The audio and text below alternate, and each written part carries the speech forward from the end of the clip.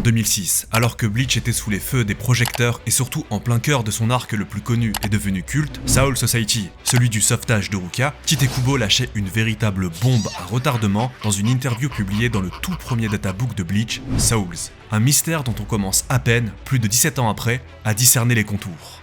Il y a ces 4 grandes familles de la haute aristocratie. De quelle famille s'agit-il? Il y a le clan Kuchiki, le clan Shiwin et aussi le clan Shiba? Et Tite Kubo répondait « Non, pas lui. Quand le clan Shiba en faisait partie, il y avait alors 5 familles. Il y a plein d'autres possibilités, vous savez, mais si ce n'est pas nécessaire, je n'en montrerai peut-être pas plus. » Car décidément, c'est le genre de révélation qu'on ne veut faire qu'au meilleur moment. Depuis, nous avons découvert la famille Tsunaya Shiro, par l'intermédiaire de la trilogie de romans CFYOW. Mais plus important, c'est au sein de ces romans que l'on découvrit les origines de la séparation des mondes, le complot des 5 grandes familles et les motivations de chacun de leurs ancêtres. L'ancêtre des Tsunaya Shiro craignait que la grande puissance du roi des âmes ne soit un jour utilisée contre eux. L'ancêtre Kuchiki pensait qu'un nouvel ordre était nécessaire pour solidifier le monde et pacifier son état chaotique. L'ancêtre Shiwin disait qu'il fallait former une plus grande circulation des âmes pour faire avancer le monde stagnant. L'ancêtre Shiba voulait poursuivre une voie miséricordieuse, dans laquelle les holos pouvaient être purifiés plutôt que détruits car ils avaient eux aussi un cœur. L'ancêtre de la famille sans nom, il affirmait qu'il était nécessaire d'avoir un monde qui puisse servir de couvercle pour la fosse qui serait plus tard connue sous le nom d'enfer. Kubo disait en 2006 qu'il fallait faire certaines révélations seulement si c'est nécessaire et qu'il voulait les faire au meilleur moment. Et si ce moment était imminent, maintenant que les portes de l'enfer sont sur le point de s'ouvrir définitivement. À la fin de cette vidéo, vous n'aurez plus aucun doute et surtout, vous saurez ce qu'est devenue cette 5e grande famille pourtant absente des 74 tomes. Bienvenue dans ce nouvel épisode de Bleach Theory et dans celui-ci, nous allons explorer et défricher les terres obscures d'une vérité pourtant sous nos yeux depuis le tout premier chapitre de Bleach. Je vais me baser sur un post que j'ai publié sur X. D'ailleurs, n'hésitez pas à me suivre là-bas, et en plus de ce thread déjà complet sur lequel je vais m'appuyer, je vais ajouter des découvertes inédites, complétant le tout et rendant ma théorie principale encore plus crédible. Abonne-toi avec la cloche pour ne rater aucun de mes futurs contenus. Si tu ne le fais pas, tu vas te transformer en holo cette nuit, donc si j'étais toi, j'hésiterais pas un seul instant. Le pouce, le commentaire, tu connais l'adage, mais en faisant ça, vous contribuez vraiment à l'évolution des contenus que vous appréciez. C'est parti.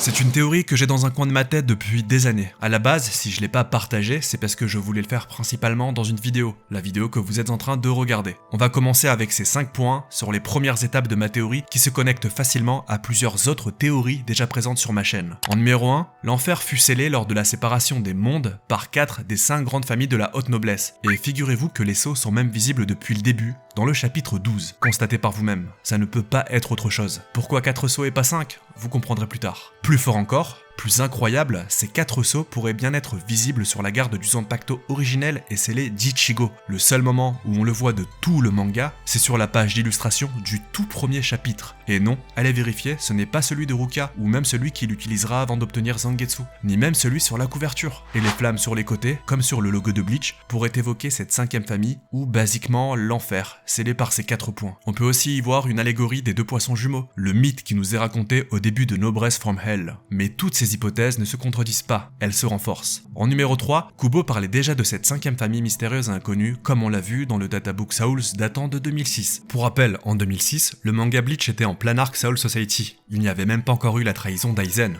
Vous réalisez le cerveau de cet homme. Je vous rappelle que ce mangaka dangereux a imaginé Grémy lui-même, et des personnages comme Aizen, Zaraki et Yuhabak. Il est dans une autre dimension. Une légende dit que dans les couloirs de la Shueisha, personne ne pouvait sentir son Reiatsu, hormis quelques grands noms, tellement son Reiatsu était supérieur. Numéro 4, la seule explication à l'absence totale de ce 5e clan mystérieux du scénario serait qu'il soit à l'intérieur de l'enfer. Ça expliquerait que leur nom ne soit jamais mentionné, peut-être même qu'il a été oublié ou effacé par un certain Ichibei. On peut aussi se remémorer ma grosse théorie sur Kisuke et créer un lien entre toutes ces inventions étranges et ce mystère central. Numéro 5, cette famille serait-elle prisonnière contre sa volonté ou pour y jouer le rôle de gardien ?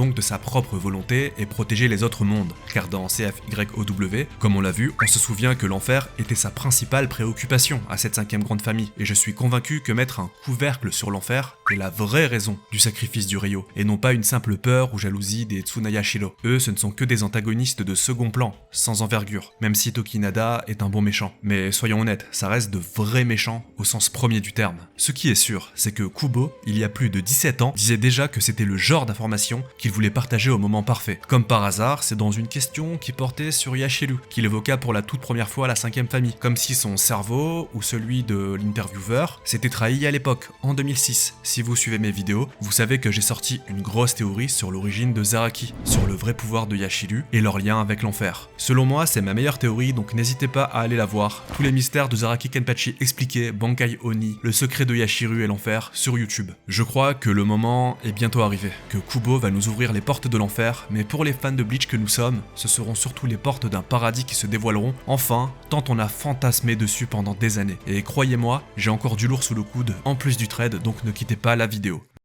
Le Zanpakuto scellé d'Ichigo. Comme on l'a vu au début, selon moi, le Zanpakuto scellé d'Ichigo n'a pas été dessiné de façon anodine. Il y a un énorme indice sur tout l'univers de Bleach et sur les enjeux finaux de l'œuvre. Les deux formes sur les côtés, pour moi, ce sont soit les deux poissons jumeaux, soit le monde originel et l'enfer qui se répondent, qui sont un peu en miroir. Et Ichigo porte métaphoriquement, sur son Zanpakuto donc, l'équilibre des mondes, qu'il aurait transmis à Kazui, les deux nouveaux logos Bleach.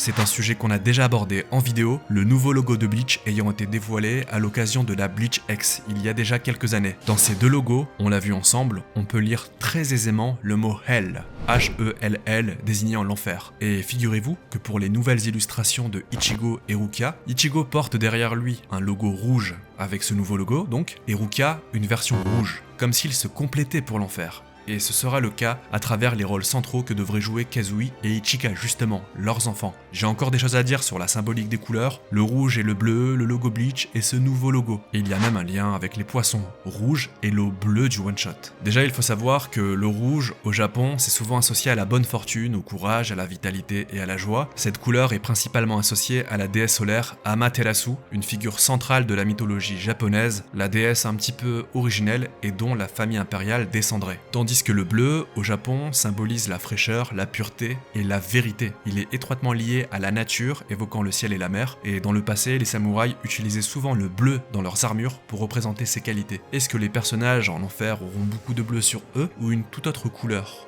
On verra ça après. En Asie en général, le bleu peut avoir des significations variées selon les cultures asiatiques. Par exemple, en Chine, il est associé à l'immortalité, tandis qu'en Corée, il représente la confiance et la fidélité. Mais on va maintenant parler du secret du logo original, du rouge et du bleu, et des flammes sur les côtés. Dans le logo original de Bleach, si vous vous en souvenez, il y a du rouge et du bleu, ce sont les deux couleurs principales, mais figurez-vous que si on les fusionne, ça donne la couleur violette. La couleur violette sera la couleur de l'enfer. Ça a été affirmé par Tite Kubo, car lors de la publication du one-shot NBFH, il a dit de prêter attention et qu'un soin particulier avait été accordé à la tenue de Zayel et aux couleurs. Zayel qui est revêtu de violet, et le violet qui est également sur les portes de l'enfer. Et donc quand on fusionne le rouge et le bleu, ça donne le violet, et dans la toute première version du logo, dans le tout premier chapitre, justement, le violet apparaît subtilement et discrètement, et ensuite plus jamais. Ce même chapitre qui nous montrait donc le Zanpakuto scellé d'Ichigo, les 4 ronds qui représentent donc les 4 sceaux sur les portes de l'enfer, et les flammes sur les côtés, pouvant donc faire penser aux poissons jumeaux, donc potentiellement au Ryo, et à un pendant qui serait de l'autre côté, on ne sait pas, c'est ambigu et mystérieux. J'en parlerai plus en détail dans une autre vidéo qui sera dédiée au Ryo et à son vrai nom, et à toutes les références mythologiques, toutes les inspirations qu'il pourrait y avoir autour. Il faut savoir également qu'au Japon, le violet est souvent associé à la noblesse et à la spiritualité. C'était une couleur qui était traditionnellement utilisée par l'aristocratie, et elle est encore utilisée d'ailleurs dans des vêtements traditionnels tels que le kimono. Et elle symbolise aussi la richesse et le prestige. En Asie en général, c'est un petit peu différent, mais ça se rejoint. Le violet a des connotations de luxe, de pouvoir et parfois de spiritualité. En Chine par exemple, il est associé à la spiritualité et à la méditation, tandis qu'en Thaïlande, il est souvent porté pour montrer le deuil ou le respect des personnes décédées. On va maintenant parler du contrat, le fameux contrat qu'évoque Rukia. Finalement, ce n'est même pas une théorie en fait, parce que Rukia évoque elle-même, et sans détour, un contrat avec les gérants de l'enfer. La seule dimension théorique de cette cette vidéo, finalement, c'est le lien avec la 5e et inconnue Grande Famille Noble. Mais après avoir lu la trilogie de romans CFYOW, il est évident qu'il s'agit de cette dernière. C'est cette dernière qui a établi un contrat avec Soul Society pour gérer et s'occuper de l'enfer. J'aimerais qu'on s'attarde rapidement sur le t-shirt que porte Ichigo, justement, dans ce tout premier chapitre sur cette illustration très mystérieuse. Alors certains vont dire que je cherche trop loin, mais vous allez voir, ça peut se tenir. Alors ça c'est quelque chose que je n'ai pas vu tout de suite, mais figurez-vous que sur ce t-shirt, c'est le nombre 15. Il y a un 1 et un 5. Sauf qu'on va développer un petit peu plus. À gauche, il y a 3 ronds reliés, 3 ronds orange. Et ces 3 ronds pourraient être associés aux 3 mondes. Parce que, on le sait donc, à la base il y avait un monde originel, l'enfer, et ce monde a été divisé en 3 mondes distincts, chacun a son rôle et il y a une circulation des âmes. Donc il y a le monde des vivants, le monde physique, le monde creux, le Wekomondo pour les holos, et Soul Society, le monde des Shinigami. Mais à droite, le 5 représente 6 mondes différents, avec à chaque fois une couleur différente d'un côté et de l'autre et des connexions entre ces mondes. Et si ça ne représentait pas tout simplement l'enfer et ses différentes strates? Et comme j'en ai déjà parlé, il est très probable que l'enfer soit inspiré, en tout cas en grande partie, du Jainisme. Et dans le Jainisme, il existe plusieurs enfers, plusieurs étages, comme souvent d'ailleurs même dans d'autres mythologies, et il y a des enfers de feu et de glace. Et là, les couleurs ne laissent place à aucun doute. Finalement, à gauche, on aurait des enfers de glace, et à droite, des enfers de feu. Et chacun serait connecté et permettrait d'accéder à une espèce d'enfer final, à une espèce de salle de l'équivalence de Lucifer ou de Enma Yama, le roi des enfers dans le bouddhisme. Il existe plein de possibilités finalement, comme l'a dit lui-même Kubo. Et ce qui est excitant, c'est que même si nous on théorise, même si on a des idées, Kubo va quand même réussir à nous surprendre et à sublimer cette base extraordinaire sur laquelle il se repose. Tite Kubo a littéralement de l'or entre les mains avec l'univers qu'il a créé, qu'il a construit. Il a du platine même, j'ai envie de dire, avec la base de personnages incroyables qu'il y a, tous les mystères qui subsistent encore, toute la part d'inconnu qu'il va ajouter ensuite. Car s'il y a un arc en enfer, il va pas se contenter de combler des mystères et de répondre à des questions. Il va rajouter des éléments totalement inédits auxquels on n'a même pas pensé, des nouveaux concepts, peut-être même des nouveaux pouvoirs, au-delà des Zanpakuto, des Shikai et des Bankai et du Kido. Vraiment, nous sommes pas prêts. Et croyez-moi, il va pas se contenter d'une suite facile, ça se sent, sinon il n'aurait pas fait un one-shot de cette envergure-là pour les 20 ans, en laissant clairement, on peut le dire, la porte ouverte sur l'enfer. Car en faisant ça, il savait très bien qu'il allait se mettre une pression et créer une attente monstrueuse, tout comme il le fait d'ailleurs avec Burn the Witch. Le but de Burn the Witch, c'était de susciter, d'exciter l'imagination des fans, en disant que effectivement, il existe une branche Est et une branche Ouest. Et quelle serait la connexion entre ces mondes, entre ces différentes branches? Qu'est-ce que ça sous-entend? Est-ce qu'il y a une branche Nord, une branche Sud? Est-ce qu'un jour ces univers vont se réunir? Pourquoi Reverse London existe en parallèle de Soul Society? Et surtout, est-ce que Burn the Witch est là pour préparer le terrain à un arc enfer? Et finalement, tout va se relier, parce que temporellement, les choses se passent en même temps. Le one-shot de Bleach se passe en même temps que Burn the Witch. Pour terminer, on va mettre un petit peu d'eau dans notre vin. Il existe un contre-argument